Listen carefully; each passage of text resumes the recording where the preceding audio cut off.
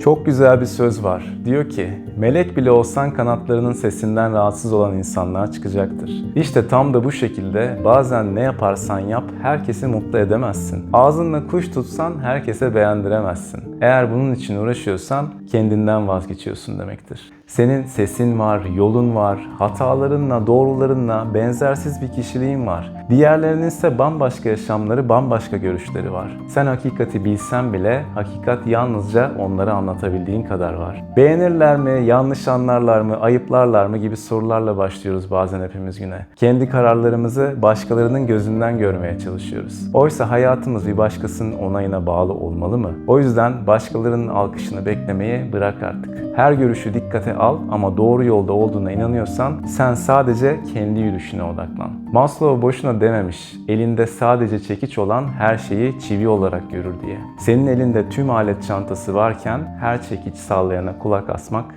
neden?